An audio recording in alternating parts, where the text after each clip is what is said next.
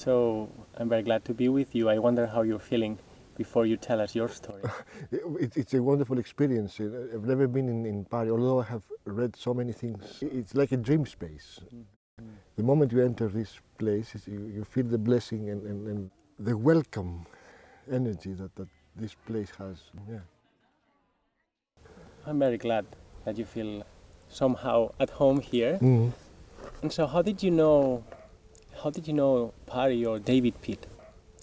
David Pitt, I wanted to meet him in a conference because he had written a very important book which is called Synchronicity back in the late 80s. I saw the opportunity of meeting him when he was talking with another great Bohemian physicist, Basil Hiley, in one of the scientific medical networks get together. And why I wanted to tell him thank you was that when I was in my graduate studies, before I had a very kind of dark night of the soul. I started doing science because I wanted to learn about the universe and myself. And I found the limits of that. People were using science in a very mechanistic and utility kind of way. And then I got kind of depressed. I had a kind of epiphany in a library. And after that, I couldn't sleep for like 4 or 5 days. I was like, happy, everything was complete. And I got in this book that I was reading, Kessler's Sleepwalkers, and another one about the roots of coincidence. They mentioned synchronicity in terms of what they old times they would call the correspondences. Why things happen together. So it's causality and synchronicity. So meaningful coincidences. I got the paper by, the translated paper by Pauli and Jung, and I wanted to read more, and I couldn't find any material, any at all. A bookstore / bar that would stay 24 hours a day open. And I was going, because there was no Google in '88, right? So I went there and started looking at the shelves, no synchronicity.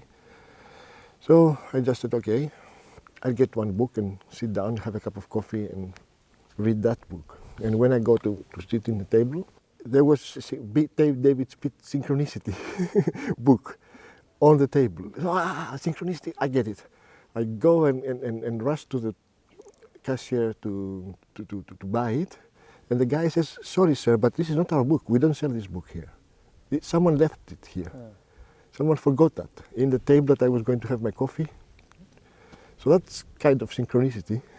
So the book found you. The book found me in a way. And it saved me in a way that other physicists, and important physicists, are dealing with the same questions like the ones that I wanted to deal with. So that opened a space for you to connect to new people? Yes. And also kind of eliminated this negativity that I would find from other, quantum mechanics people. They would say, you don't have to philosophize about that. Quantum mechanics is shut up and calculate. Yeah. And everything else is just rubbish for the philosophers.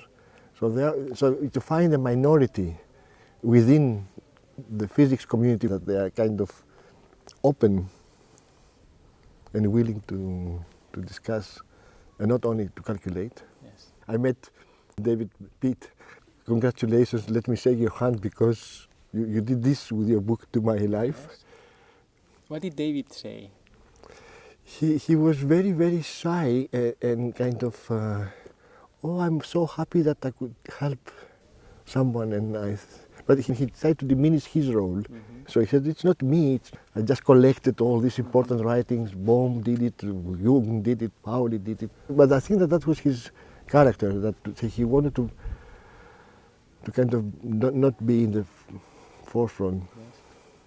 I think he cared more about ideas than his own personal promotion.